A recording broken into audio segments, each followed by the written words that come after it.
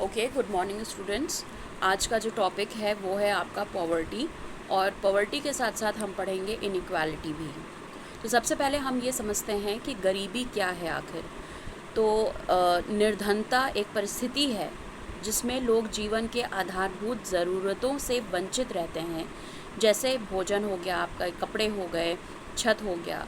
मतलब बेसिकली अगर पूछा जाए एग्जैक्ट मीनिंग कि पॉवर्टी का क्या मीनिंग है, तो जो भी आपकी ज़रूरतें होती हैं, जो नीड्स होती हैं एक ईज़ी लाइफ या एक लाइफ जीने के लिए जो इम्पॉर्टेंट नीड्स होती हैं, उनको ना पूरा कर पाना इज़ नोन एज़ पॉवर्टी। ठीक है। भारत में ज़्यादातर लोग ठीक ढंग से 2 वक्त की रोटी नहीं हासिल कर पाते हैं। वो सड़क किनारे भी सोते हैं, और कह लीजिए तो कपड़े बहुत, आप ऐसे लोगों को सड़क पे देखते होंगे जो गंदे कपड़े पहनते हैं, या कुछ लोग ऐसे होते हैं जो आधे अधूरे कपड़े पहनते हैं। ये सब किसका एक निशान है? ये एक गरीबी का निशान है। ना तो उन्हें पोषण मिल पाता है, ना तो उन्हें दवा मिल पाती है, और दूसरी चीज़ जो उनके हित की होती हैं वो भी उन्हें नहीं मिल पाती हैं। तो ये जो नहीं मिल पाती हैं, ये सिर्फ दिखाता किस चीज़ को है? ये गरीबी को दिखाता है। ठीक है। अब अगर बात करें शहरी जनसंख्या की, तो शहरी जनसंख्या में बढ़ोतरी के कारण शहरी भारत में गरीबी बढ़ी है। ये हम सब लोग जानते हैं, क्योंकि नौकरी और धन संबंधी क्रियाओं के लिए ग्रामीण क्षेत्रों से लोग शहरों और नगरों की ओर पलायन कर रहे हैं। लोगों का ये एक लोगों की मेंटालिटी है कि अगर कोई इंसान गांव में रह रहा है तो इसका मतलब कि वो गरीब है। इसलिए ज़्यादा लोग अपने गांव के शहर को, अपने ग्रामीण क्षेत्रों को छोड़कर वो शहर के क्षेत्रों में आ जाते हैं, यानी शहरी जगहों पर आ जाते हैं, जिसकी वजह से क्या होता है कि जो सिटीज़ होती हैं उनके ऊपर कहीं ना कहीं प्रेशर ज़्यादा बढ़ जाता है, क्योंकि पॉपुलेशन ज़्यादा बढ़ने लगती है। और जब पॉपुलेशन बढ़ने लगेगी तो हमें लोगों के रहने के लिए भी जगह ढूंढनी पड़ेगी, उनके पोषण के लिए भी हमें खाना तैयार करना पड़ेगा, कपड़े तैयार करने पड़ेंगे। तो जैसे जैसे पॉपुलेशन हमारी बढ़ेगी, वैसे वैसे सारी जितनी भी नीड्स हैं वो भी बढ़ेंगी। और जब इम्बैलेंस या बैलेंस नहीं हो पाता है, तब वो जो सिचुएशन आती है वो बहुत कठिन सिचुएशन आती है, जिससे हम सब लोग शायद आज कहीं ना कहीं हम लड़ रहे हैं। ठीक है। अब इसके कारण क्या हैं?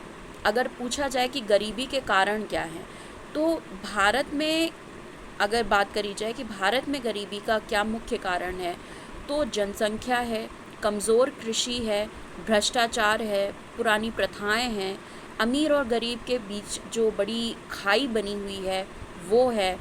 अब आप ये जान सकते हैं कि जो हमारा जो कृषि एग्रीकल्चर पार्ट है, वो कहा जाता है कि इंडिया का वो बैकबोन है। ठीक है।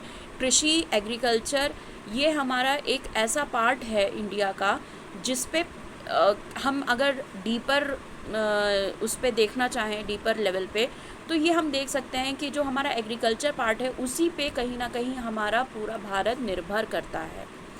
अब लोगों के बीच जनसंख्या बढ़ रही है तो बेरोज़गारी भी बढ़ रही है, संक्रामक रोग आदि ये सारी चीज़ें भी बढ़ जाती हैं। जैसा कि आप इस टाइम पैंडमिक टाइम में आप ये चीज़ आप फेस कर सकते हैं कि किस तरीके से ये कोरोना बढ़ रहा है और लोगों की डेथ्स हो रही हैं। जैसे जैसे पॉपुलेशन भी बढ़ रही है, वैसे उतनी ही ज़्यादा यहाँ पे मौतें भी हो रही हैं। तो कहीं ना कहीं ये हमारी पॉवर्टी को भी दिखा रहा है कि आज के टाइम में हम लोगों ने इतना अपने मतलब पॉपुलेशन बढ़ने की वजह से अपने शहर को इतना पेड़ों से अलग कर दिया, पेड़ काट दिए, जिसकी वजह से आज यहाँ पर ऑक्सीजन की कमियों के वजह से यहाँ पर मौतें हो रही हैं। तो ये कहीं ना कहीं हमारा एक पॉवर्टी, एक गरीबी का एग्ज़ाम्पल है हमारे सामने, जो इस वक्त जो हम सब लोग हम और आप मिलकर जो महसूस कर रहे हैं।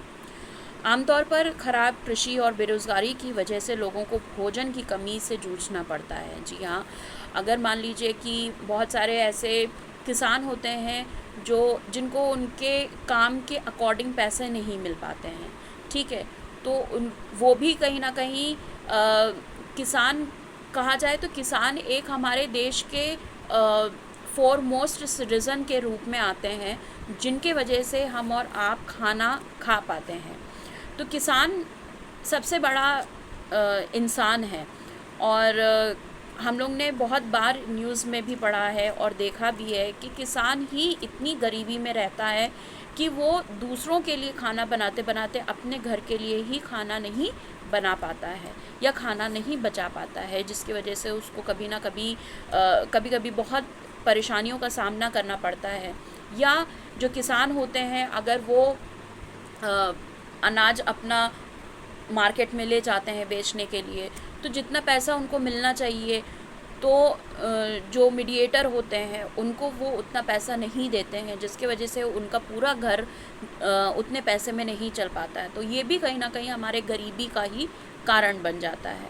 और कुछ किसान ऐसे भी होते हैं जो अनाज को रोक लेते हैं। ठीक है, अनाज को रोक लेते हैं। अब अनाज को रोकने का मतलब क्या हो गया कि हम एट द प्रेजेंट टाइम हम वो अनाज बाज़ार तक नहीं पहुंचा रहे हैं, जिससे कि लोगों को भरपूर पोषण नहीं मिल पा रहा है। ठीक है, अब जब हम वो अनाज हम रोक लेंगे तो कहीं ना कहीं लोगों का भी नुकसान होगा, और प्लस जो अनाज रखा हुआ है जिसको रोक लिया गया है वो भी ख़राब हो जाएगा। तो इस तरीके से अनाज भी हमारा ख़राब हुआ और लोगों को उन तक जो पोषण पहुंचना चाहिए था वो भी नहीं पहुंच पाया।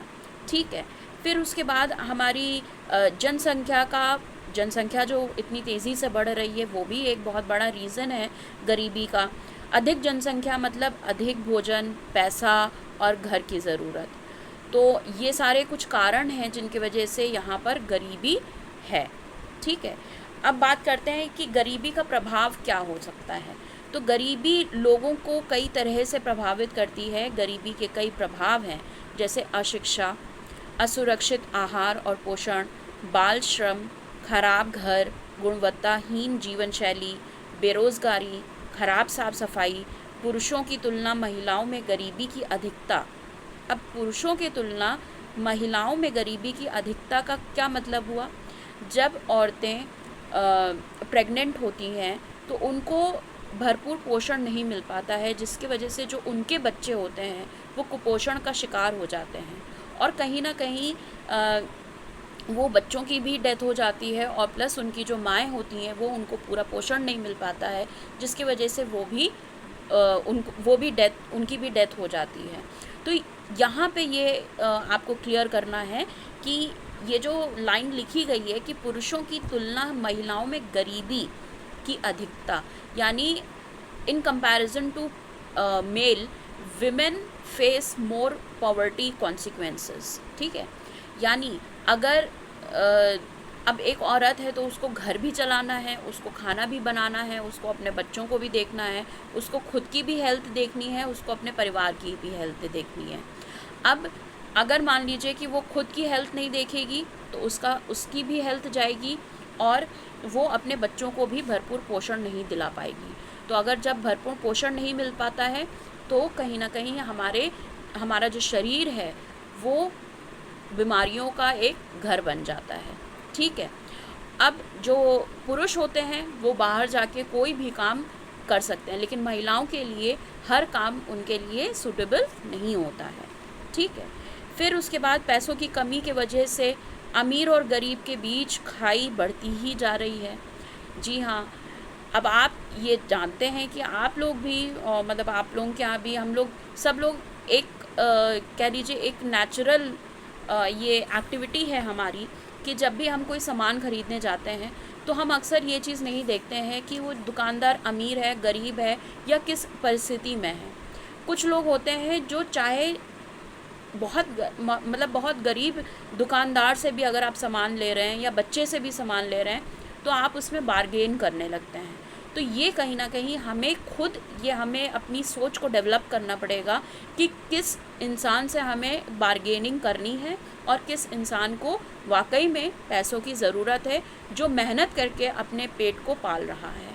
ऐसे लोगों की हमें पहचान बनानी चाहिए, ठीक, जिससे कि हम लोगों की मदद भी करें और अपनी भी मदद करें और उन लोगों की भी मदद करें। ठीक है, अब अगर ये आप बात करी जाए कि ये जो गरीबी है ये दिन पे दिन बढ़ती जा रही है, ठीक है। तो गरीबी की जो जड़ है उसे हटाने के क्या तरीके हैं? तो सबसे पहले फ़ायदेमंद बनाने के साथ ही अच्छी खेती के लिए किसानों को उचित और ज़रूरी सुविधाएं मिलनी चाहिए। आज की डेट में भी जैसा कि आप सब लोग जानते हैं कि सारी चीज़ें डिजिटल हो गई हैं और टेक्निकल हो गई हैं, लेकिन कहीं ना कहीं आज भी जो हमारा कृषि क्षेत्र है, जो हमारा एग्रीकल्चर पार्ट है, वो उतना डेवलप नहीं हुआ है जितना उसको डेवलप होना चाहिए।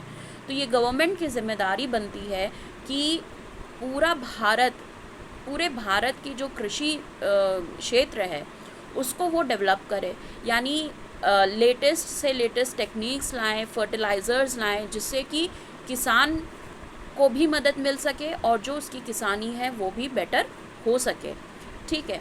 फिर उसके बाद ये कहते हैं कि बालिग लोग जो अशिक्षित हैं उनके जीवन को बेहतरी के लिए ज़रूरी प्रशिक्षण दिया जाना चाहिए। अब बहुत सारे लोग होते हैं जो किसी वजह से अपनी पढ़ाई नहीं पूरी कर पाते हैं। अब बालिग क्या हो गया? जो हमारे 18 वर्ष के ऊपर के लोग होते हैं, ठीक। अब अगर ऐसे लोग भी अगर अशिक्षित हैं तो उनको शिक्षा की वैल्यू बताना और उनको ये समझाना बहुत ज़रूरी है कि अगर वो शिक्षित होंगे तो उनके सामने बहुत सारे ऐसे ऑप्शंस उनके सामने खड़े हो जाएंगे जिससे कि वो अपनी बेरोज़गारी हटा सकें और अपने घर वालों का एक अच्छे ढंग से पोषण कर सकें। तो सबसे पहले हमें शिक्षा के प्रति लोगों को जागरूक करने की बहुत ज़रूरत है। फिर उसके बाद ये बताते हमेशा बढ़ रहे जनसंख्या और इसी तरह से गरीबी को जांचने के लिए लोगों के परिवार द्वारा नियोजन का अनुसरण करना चाहिए। अब जो फैमिली प्लानिंग होती है उस पर भी लोगों का ध्यान नहीं जाता है, जिसके वजह से हमारे यहाँ की जो पॉपुलेशन है वो दिन पे दिन बढ़ती जा रही है। बहुत सारे ऐसे एरियाज़ हैं जहाँ पे लोग उतने शिक्षित नहीं हैं कि फैमिली प्लानिंग क्या होती है, उनको नहीं मालूम है किस तरीके से अपने फैमिली को एक मैनेजेबल तरीके से चलाना चाहिए, वो नहीं मालूम है। तो ये सारी हमारी खुद की भी एक अपनी as a citizen of India हम लोगों की खुद की भी रिस्पॉन्सिबिलिटी बनती है कि ऐसे लोगों को शिक्षित करें और उनको ये बताएं कि परिवार नियोजन क्या है, ठीक है, और उसके लाभ क्या हैं। ये सारी जानकारी लोगों तक पहुंचानी चाहिए और ये कहीं ना कहीं जो हमारा ग्रामीण क्षेत्र है वहाँ पे ये जानकारियाँ बिल्कुल भी नहीं हैं, जिसकी वजह से हमारी जनसंख्या बढ़ती जा रही है। और जो ग्रामीण क्षेत्र के लोग हैं वहाँ पे जब जनसंख्या बढ़ रही है तो वो लोग यहाँ पर यानी सिटी की तरफ, अर्बन एरियाज़ की तरफ वो लोग अपने आप को शिफ्ट करते हैं, जिसकी वजह से जो अर्बन एरियाज़ हैं, जो सिटीज़ हैं, उस पर प्रेशर बहुत ज़्यादा बढ़ने लगता है। फिर उसके बाद ये कहते हैं कि गरीबी को मिटाने के लिए पूरी दुनिया से भ्रष्टाचार का खात्मा करना चाहिए। This is one of the most important reason of poverty and many things. तो अगर भ्रष्टाचार हमारे देश से हट जाए तो शायद बहुत सारी चीज़ें हमारे देश में सही हो जाएंगी। लेकिन अब ये है कि भ्रष्टाचार हटाने का जो एक ज़िम्मा है वो कौन उठाए, क्योंकि यहाँ पे सरकार बहुत सारा काम करती है लेकिन कहीं ना कहीं लोग उसको भी धोखा दे देते हैं। तो ये भ्रष्टाचार की ही वजह से है कि गरीब और गरीब होते जा रहे हैं और अमीर होते जा रहे हैं। अब बात करते हैं नेक्स्ट पॉइंट की। ये कहते हैं कि प्रत्येक बच्चों को स्कूल जाना चाहिए और पूरी शिक्षा प्राप्त करनी चाहिए।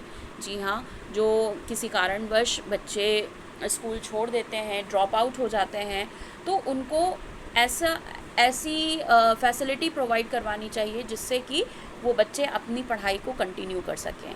वैसे हमारी सरकार ने बहुत सारी ऐसी योजनाएं बनाए रखी हैं।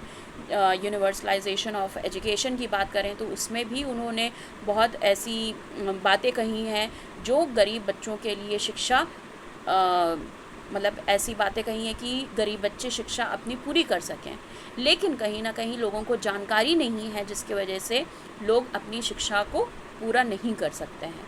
लोग सोचते हैं कि बहुत पैसा लगेगा ड्रेस में या पढ़ाई में, स्टडी मटेरियल में, लेकिन सरकार ने ऐसी सारी पॉलिसीज़ बना रखी हैं जो उनका एक पैसा नहीं लगेगा, यानी उनके बच्चों की पूरी पढ़ाई फ्री ऑफ कॉस्ट होगी। तो ये सब जानकारी लोगों तक पहुंचानी बहुत ज़रूरी है, जिससे लोग जागरूक हों और अपने बच्चों को शिक्षा प्रदान करवाएं। फिर उसके बाद ये कहते हैं रोज़गार के रास्ते होने चाहिए जहाँ सभी वर्गों के लोग एक साथ कार्य कर सकें। अब जैसे कि जो न्यू पॉलिसी आई है हमारे एजुकेशन की, उसमें ये बहुत सारे ऐसे चेंजेस किए गए हैं जिसके वजह से अब क्या होगा कि चाहे जितनी आपने पढ़ाई कर रखी है उसके अकॉर्डिंग आपको रोज़गार मिलेगा।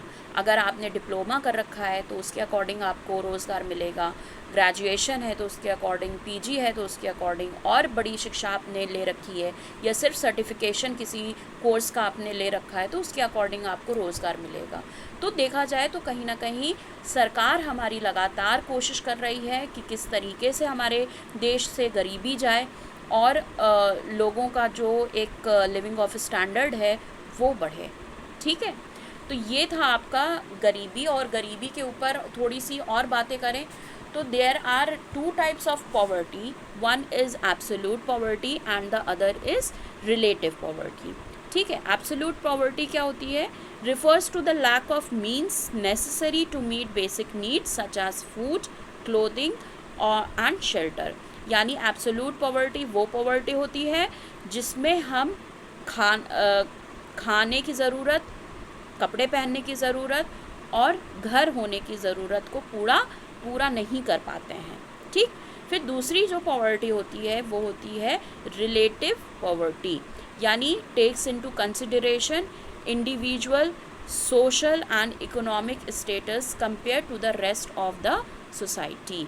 तो कभी कभी ये हम खुद अपने आप को कंपेयर करते हैं सोसाइटी से कि हाँ, अगर सोसाइटी में सभी घर में अगर एसी लग गया है और हमारे घर में एसी नहीं लगा है तो हम क्या हमारे अंदर खुद ही ये फीलिंग आ जाएगी कि हम कहीं ना कहीं गरीब हैं। तो ये क्या कहलाएगा? ये हमारा कहलाएगा रिलेटिव पॉवर्टी। ठीक है, अब कुछ फैक्टर्स हैं पॉवर्टी के, जैसे डिज़ीज़ हो गया, ठीक है, इग्नोरेंस हो गया, डिसऑनेस्टी हो गई, डिसऑनेस्टी मतलब वही करप्शन आपका हो गया, डिपेंडेंसी हो गया कि हम किसी के ऊपर डिपेंड हैं, मतलब अगर हमें 5 रुपए भी लेने हैं तो हमें अपने पास से नहीं, हमें किसी और से लेने पड़ेंगे। तो ये सब क्या है? डिपेंडेंसी है।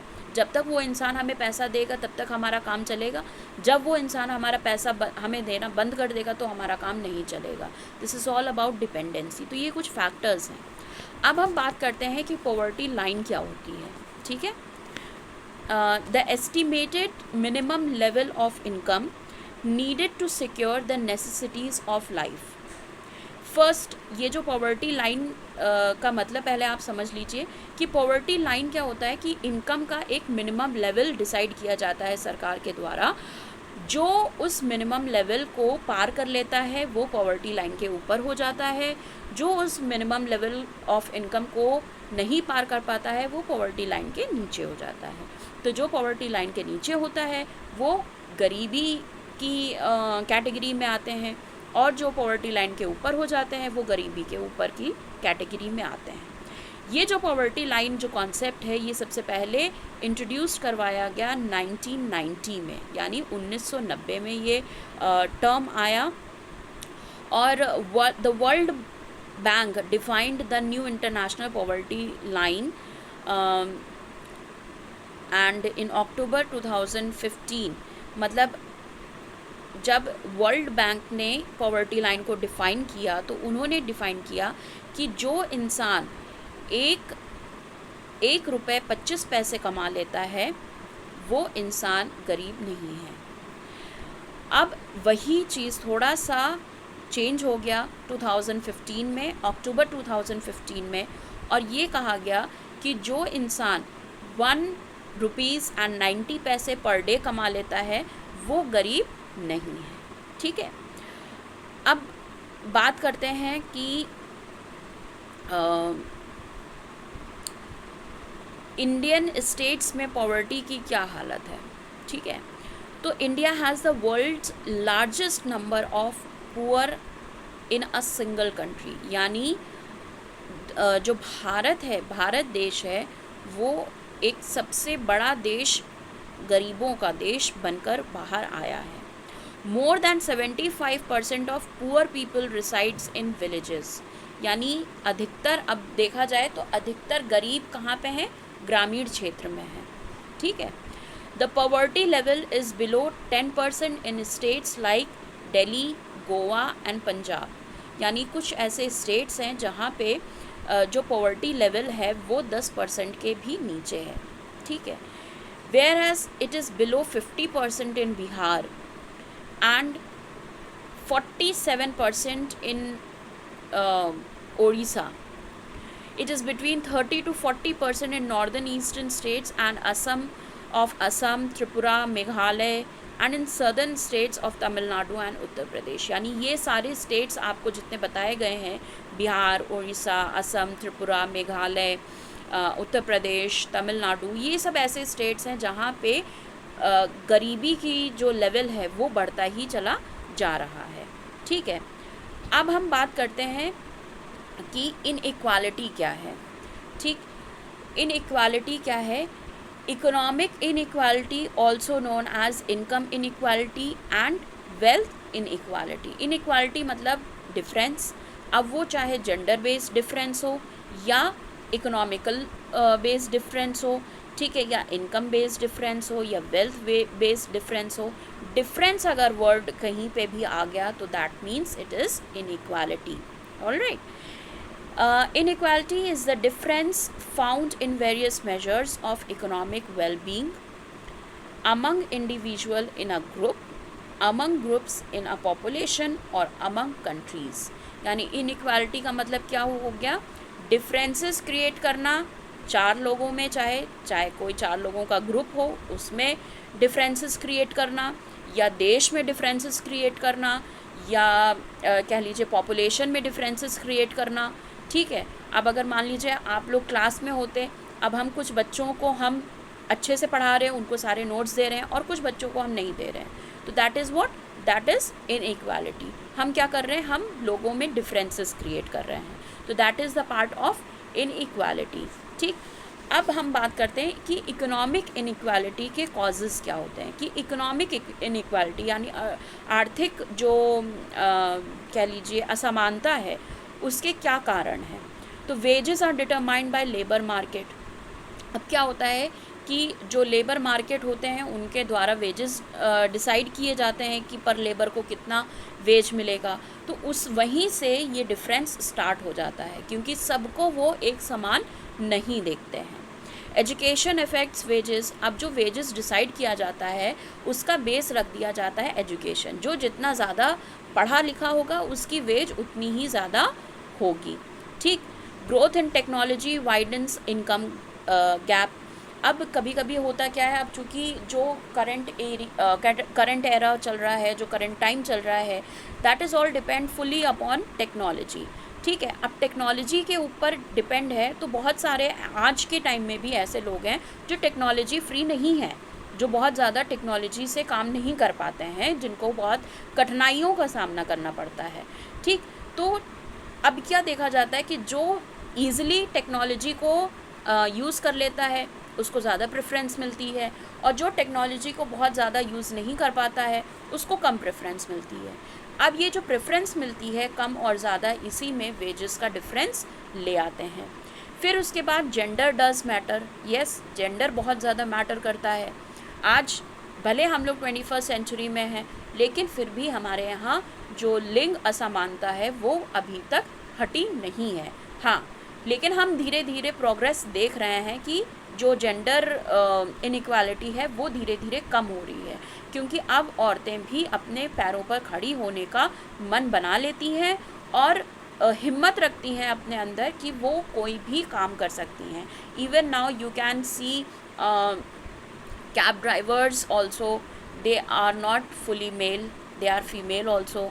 ठीक है। आप बस ड्राइवर भी देख सकते हैं, टीटीज़ भी देख सकते हैं ट्रेन में। मतलब कोई भी ऐसा अब क्षेत्र नहीं रह गया है जहाँ पे औरतें अपना काम ना दिखा सकें। तो जब औरतें भी हर जगह हर क्षेत्र में बढ़ चढ़ कर हिस्सा ले रही हैं, तो जो वेजेस मिलनी चाहिए वो भी उनको इक्वल मिलनी चाहिए, यानी जेंडर बायसनेस वहाँ पे नहीं होनी चाहिए। ठीक है, ये तो कुछ कॉजेज़ हैं आपके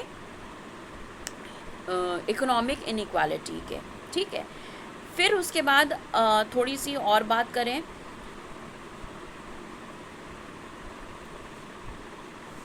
भारत में लिंग असमानता। ठीक है, भारत में लिंग असमानता का मतलब क्या हो गया कि इसके कुछ कारण हैं, जैसे होता है सामाजिक मुद्दे। ये जो लिंग असमानता है, यानी जो जेंडर इनइक्वालिटी है, ये आपका सोसाइटी बेस्ड इशू है। ठीक है, हम 21वीं शताब्दी में के भारतीय होने पर गर्व करते हैं, जो एक बेटा पैदा होने पर खुशी का जश्न मनाते हैं। यदि एक बेटी का जन्म हो जाए तो शांत हो जाते हैं। आज भी यही चीज़ होती है। यहाँ तक कि कोई भी जश्न नहीं मनाने का नियम बनाया गया है। लड़के के लिए इतना ज़्यादा प्यार कि लड़कों के जन्म की चाह में हम प्राचीन काल से ही लड़कियों को जन्म के समय या जन्म से पहले ही मारते आ रहे हैं। अब ये सब क्या है? ये सब हमारी सोसाइटी के द्वारा कुछ ऐसी चीज़ें बनाई गई हैं जो लोगों की मेंटालिटी से हट ही नहीं रही है।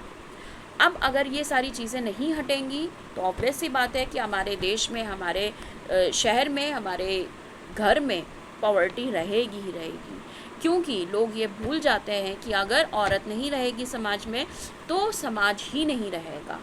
ठीक, तो इसलिए लोगों की मेंटालिटी को सही करना बेहद ज़रूरी है। लोगों को समझना बेहद ज़रूरी है कि ये इनइक्वालिटी, जो जेंडर बेस इनइक्वालिटी सदियों पुरानी चीज़ है जो चलती चली आ रही है, अब उसका अंत करना बेहद ज़रूरी है। क्योंकि जब एक घर बनता है तो उसमें औरत का भी उतना ही कंट्रीब्यूशन रहता है जितना कि आदमी का रहता है। तो जब औरत का उतना कंट्रीब्यूशन है और आदमी का ही उतना कंट्रीब्यूशन है, तो जन्म के समय लड़के लड़कियों में भी असमानता नहीं करनी चाहिए। ठीक है, तो ये सब कुछ था आपका इनइक्वालिटी के बारे में। और अब आपको बात करते हैं हम लोग थोड़ी सी और, कि ये जो लैंगिक असमानता है, यानी जो जेंडर इनइक्वालिटी है, इसको कैसे हम हटा सकते हैं। तो संवैधानिक सूची के साथ साथ सभी प्रकार के भेदभाव या असमानता चलती रहेगी, लेकिन वास्तविक बदलाव तो तभी संभव है जब पुरुषों की सोच को बदला जाए। ये सोच जब बदलेगी तब मानवता का एक प्रकार पुरुष महिला के साथ समानता का व्यवहार करना शुरू कर देंगे। वही चीज़ कि लोगों की जो थिंकिंग बायसनेस है उसको हटाना पड़ेगा, उनकी जो मेंटालिटी है उसको चेंज करनी पड़ेगी। लोगों को ये समझना पड़ेगा कि जितना कंट्रीब्यूशन उनका है उतना ही कंट्रीब्यूशन और लोगों का भी है। ठीक है, बाकी